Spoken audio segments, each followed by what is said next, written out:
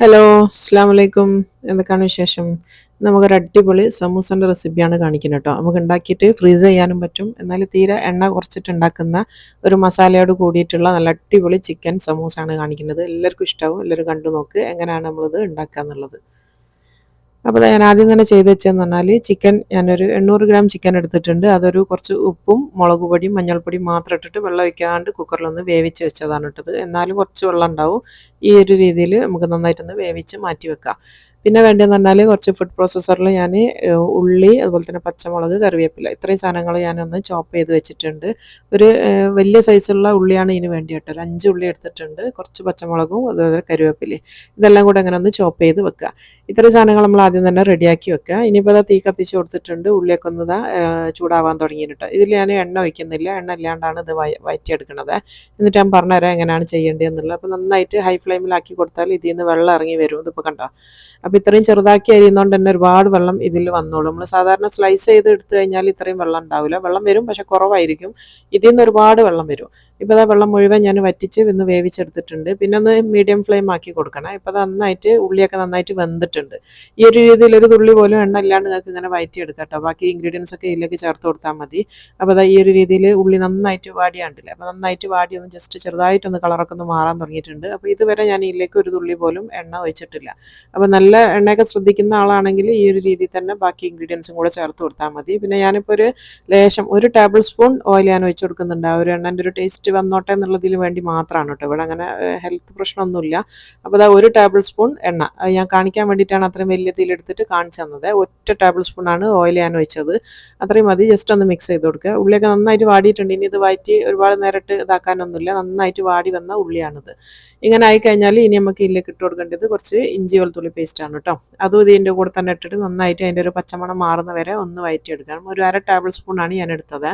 ഞാൻ ചിക്കൻ വേവിക്കുന്ന സമയത്ത് ഇഞ്ചി വെളുത്തുള്ളി അങ്ങനത്തെ ഒന്നും ഇട്ടിട്ടില്ല. ഉപ്പും മഞ്ഞൾപ്പൊടിയും മുളക് പൊടിയും മാത്രം ഇട്ടിട്ടാണ് ചിക്കൻ വേവിച്ചെടുത്തത്.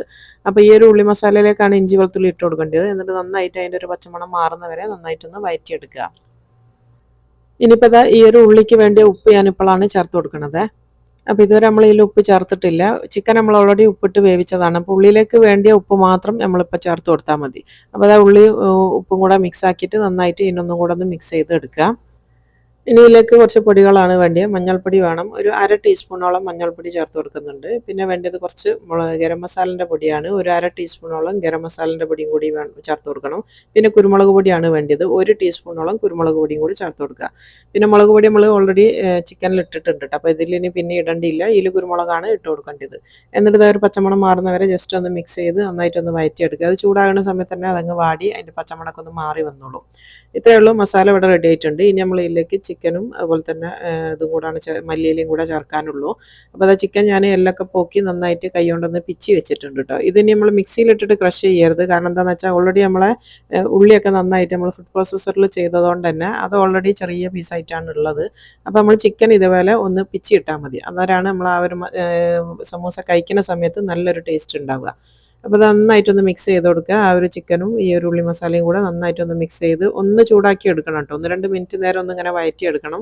എന്നാലാണ് അതിൽ വെള്ളമൊക്കെ ഉണ്ടെങ്കിൽ അതൊക്കെ ഒന്ന് മാറി കിട്ടുക. ഇപ്പോൾ ഞാൻ ടേസ്റ്റ് ചെയ്ത സമയത്ത് കുറച്ച് ഉപ്പ് കുറവുണ്ട്. അപ്പോൾ കുറച്ചും കൂടെ ഉപ്പ് ഇട്ട് കൊടുത്തിട്ടുണ്ട് കേട്ടോ. ഈ സമയത്ത് നിങ്ങൾക്ക് ഒന്ന് നോക്കണം. എന്നാലാണ് ഉപ്പൊക്കെ കറക്റ്റ് ആണോ എന്ന് അറിയാം. ഇനിയിപ്പോൾ തീ ഓഫ് ചെയ്തിട്ടുണ്ട്. ഇതിൻ്റെ വെള്ളത്തിൻ്റെ അംശമൊക്കെ കംപ്ലീറ്റ് മാറിയാണ്. ഇനിയിപ്പോൾ ഇതിലേക്ക് നമ്മൾ കുറച്ച് മല്ലിച്ചപ്പ് അരിഞ്ഞും കൂടെ ചേർത്ത് കൊടുക്കുന്നുണ്ട്. മല്ലിച്ചപ്പ് ലാസ്റ്റ് നമ്മൾ തീ ഓഫ് ആക്കിയതിന് ശേഷം ചേർത്ത് കൊടുത്താൽ മതി. ആ ഒരു ചൂടിൽ മതി കേട്ടോ. നമ്മൾ ആ ഒരു ഓഫ് ആക്കിയാലും ചെറുതായിട്ടൊരു ചൂടുണ്ടാവും. അതിലങ്ങ് നന്നായിട്ടൊന്ന് മിക്സ് ആയിട്ട് വാടി വന്നോളൂ. ഒരുപാട് മുന്നേ ഇട്ട് കഴിഞ്ഞാൽ മല്ലിച്ചപ്പിൻ്റെ ഫ്ലേവർ അങ്ങ് നഷ്ടപ്പെടുകയാണ് ചെയ്യുക. അപ്പോൾ അത് കംപ്ലീറ്റ് ഇട്ട് കൊടുത്തതിന് ശേഷം ഞാനത് കംപ്ലീറ്റ് ഒന്ന് മിക്സ് ചെയ്തെടുക്കുന്നുണ്ട്. അപ്പോൾ നമ്മൾ അടിപൊളിയായിട്ടുള്ള ഈ ഒരു ഉള്ളി മസാല നമ്മൾ ചിക്കൻ മസാല ഇവിടെ റെഡി ആയിട്ടുണ്ട്. ഇപ്പോൾ കണ്ടല്ലോ, ഞാൻ 1 ടേബിൾ സ്പൂൺ എണ്ണ ഒഴിച്ചാണ്. അതും നിർബന്ധമില്ല, വേണമെങ്കിൽ മാത്രം ഒഴിച്ചാൽ മതി. ഇല്ലാന്നുണ്ടെങ്കിൽ ഈ ഒരു രീതിയിൽ തന്നെ നമുക്ക് മസാല ഉണ്ടാക്കിയെടുക്കാൻ വേണ്ടി പറ്റും. ഇനി നമുക്ക് ചൂടാറാൻ വേണ്ടി വെക്കാം. ഇനിയിപ്പോൾ ഇതാ ഈ ഒരു ഷീറ്റ് ഞാനിവിടെ സമൂസൻ്റെ നാടൻ ഷീറ്റാണ് വാങ്ങിയത്. ഇതിപ്പോൾ കഴിഞ്ഞ മെഞ്ഞാന്നും കൂടി എനിക്ക് കമൻറ്റ് വന്നിട്ടുണ്ട്. എൻ്റെ നോമ്പിന് കാണിച്ച സമൂസൻ്റെ വീഡിയോൻ്റെ അടിയിലാണെന്ന് തോന്നുന്നു വന്നത്. ഇത്താ ഈ ഒരു നാടൻ പതിര് എവിടെയാണ് കിട്ടുകയെന്ന് വെച്ചിട്ട്. സൂപ്പർ മാർക്കറ്റിൽ എല്ലായിടത്തും കിട്ടും കേട്ടോ. പാണ്ട, മറ്റേ നമ്മളെ ലുലു, കാർഫോർ അങ്ങനത്തെ സ്ഥലത്തൊക്കെയാണ് ഇത് കിട്ടുക. ഇത് നാടെന്ന് പറയാൻ കാരണം എന്താണെന്ന് വെച്ചാൽ ഇത് ഹാൻഡ് മെയ്ഡാണ്. മറ്റേത് നമ്മൾ സ്വിറ്റ്സൊക്കെ വാങ്ങണം എന്ന് പറഞ്ഞാൽ മെഷീൻ മെയ്ഡാണ്. ഇത് ഹാൻഡ് മെയ്ഡാണ്. അപ്പോൾ ഇതിൻ്റെ ഓരോന്നിൻ്റെയും കട്ടി വേറെ വേറെ ആയിരിക്കും കേട്ടോ. എല്ലാം ഒരേ കട്ടിയിലല്ല വരിക. ഒന്ന് ചിലപ്പോൾ നല്ല തിൻ ഷീറ്റായിരിക്കും, ഒന്ന് ചിലപ്പോൾ കുറച്ച് കട്ടിയുള്ള ഷീറ്റായിരിക്കും, അങ്ങനെയാണ് ഉണ്ടാവുക. എന്താണെന്ന് വെച്ചാൽ ഹാൻഡ് മെയ്ഡായിട്ട് ഉണ്ടാക്കുന്നതുകൊണ്ടാണ്. ഇതിൻ്റെ ഇടയിലിടയിൽ ഈ ഓയിൽ തേച്ചിട്ട് വരുന്നതാണിത്. അപ്പോൾ ഫ്രിഡ്ജിൽ നിന്ന് എടുത്ത് കുറച്ച് നേരം ഒന്ന് വെക്കണം കേട്ടോ, എന്നാലാണ് പെട്ടെന്ന് എടുക്കാൻ വേണ്ടി പറ്റുക. പിന്നെ അല്ലെങ്കിൽ നമ്മൾ ഫ്രിഡ്ജിൽ നിന്ന് എടുത്ത ഉടനെ ഇത് എടുക്കുന്ന സമയത്ത് കീറിപ്പോവും. അതുകൊണ്ട് കുറച്ച് മുന്നേ എടുത്ത് വെക്കുക കേട്ടോ, ഒരു 5-6 മിനിറ്റ് മുന്നേ എടുത്ത് വെച്ച് കഴിഞ്ഞാൽ നമുക്ക് ഈസി ആയിട്ട് ഇങ്ങനെ ഓരോന്നോരോന്നായിട്ട് ഒറ്റൊന്നും കീറി പോവാണ്ട് കിട്ടും. ഫ്രിഡ്ജിൽ നിന്ന് എടുത്ത ഉടനെ എടുക്കുകയാണെങ്കിൽ എല്ലാം ചിലപ്പോൾ കീറി പോകാൻ ചാൻസ് ഉണ്ട്. അപ്പോൾ അതാ കുറച്ചധികം ഞാൻ ഇതേപോലെ ഒന്ന് ഷീറ്റ് വേറെ വേറെ എടുത്ത് വെച്ചിട്ടുണ്ട്. എത്ര വേണം നോക്കിയിട്ട് ബാക്കി എടുത്താൽ മതിയല്ലോ. ഇനിയിപ്പോൾ നമ്മൾ ആ ഒരു ഉണ്ടാക്കി വെച്ച മസാല ചൂടാക്കാറിയതിന് ശേഷം ഞാൻ വേറെ ഒരു പ്ലേറ്റിലേക്ക് ആക്കിയിട്ട് കുറച്ച് മൈദപ്പശ ഉണ്ടാക്കി വെച്ചാണ്. അത് നിർബന്ധമില്ല, വേണമെങ്കിൽ മാത്രം മതി. ഇനിയിപ്പോൾ അതിൽ നിന്ന് ഓരോ ഷീറ്റ് എടുക്കുക, എന്നിട്ട് ഇനി ഓട്ടയൊക്കെ കാണുന്നില്ല, കുഴപ്പമൊന്നുമില്ല കേട്ടോ. നമ്മൾ ഇങ്ങനെ ഈ ഫോൾഡ് ചെയ്ത് വരുന്ന സമയത്ത് ആ ഹോളൊക്കെ അതിലങ്ങ് കവറായിട്ട് വെക്കുള്ളൂ. പിന്നെ അത് ഫോൾഡ് ചെയ്യുന്ന എല്ലാവർക്കും അറിയാമായിരിക്കുമല്ലോ, ഈ ഒരു രീതിയിലാണ് നമ്മളത് ഫോൾഡ് ചെയ്യുക. നല്ല കോണാക്കിയിട്ട് ഇതിനൊന്ന് ഫോൾഡ് ചെയ്തെടുക്കുക. എന്നിട്ട് ആവശ്യമുള്ള മസാല നമ്മളിതിലേക്ക് ഫില്ല് ചെയ്ത് കൊടുക്കുക. അപ്പോൾ അത് നന്നായിട്ട് ഈ നിറച്ചും ഒരുപാടങ്ങ് കുത്തി നിറയ്ക്കണ്ട, എന്നാൽ കറക്റ്റായിട്ട് വരുന്ന രീതിയിൽ ആ ഒരു രീതിയിൽ മസാല ഇട്ട് കൊടുത്താൽ മതി.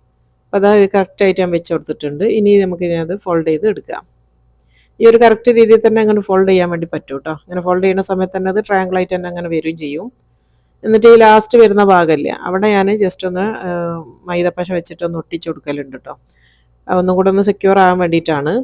എന്നാൽ എണ്ണയിൽ നിന്ന് ഇങ്ങോട്ട് തുറന്നു പോരൂല, അതിന് വേണ്ടിയിട്ടാണ്. അപ്പോൾ അതാ ആ ഒരു മൈദപ്പശ വെച്ചിട്ട് ഒന്ന് ഒട്ടിച്ച് ഫോൾഡ് ചെയ്ത് കൊടുത്തിട്ടുണ്ട്. ഇനിയിപ്പോൾ ഇങ്ങനെ തന്നെ മതി കേട്ടോ. ഞാൻ പിന്നെ എൻ്റെ ഒന്നും കൂടെ ഒരു എണ്ണ കയറാണ്ടിരിക്കാൻ വേണ്ടിയിട്ട് ഞാൻ ഈ 3 കോർണറിലും കോണില്ല, ഈ ഒരു 3 കോണിലും കുറച്ചും കൂടെ മൈദപ്പശ വെച്ചിട്ട് ഒന്ന് ഇതാക്കി കൊടുക്കലുണ്ട്. ചെറുതായിട്ടൊന്ന് തൊട്ട് കൊടുത്താൽ മതി കേട്ടോ. അപ്പോൾ തന്നെ അതങ്ങാടെ ഇതായിട്ട് നിന്നോളും. ഇതിൻ്റെ ഉള്ളിൽ കൂടെ ഇനിയിപ്പോൾ ഇത് തൊട്ടില്ലാന്ന് വിചാരിച്ചിട്ട് എണ്ണ ഒന്നും കയറൂല കേട്ടോ. എന്നാലും നമ്മൾ സേഫ്റ്റിക്ക് വേണ്ടി ചെയ്യുന്നതേ ഉള്ളൂ ഈ ഒരു രീതിയിൽ. ഇതുപോലെ തന്നെ ബാക്കിയെല്ലാം നമുക്ക് ഇതേപോലെ ഫോൾഡ് ചെയ്തെടുക്കുക. അപ്പോൾ അത് കംപ്ലീറ്റ് ഞാൻ ഫോൾഡ് ചെയ്തെടുത്തിട്ടുണ്ട്. ഇത് ഞാൻ ഫ്രീസറിൽ വെക്കുന്ന എൻ്റെ സമൂസൻ്റെ പാത്രമാണ് ഇട്ടത്.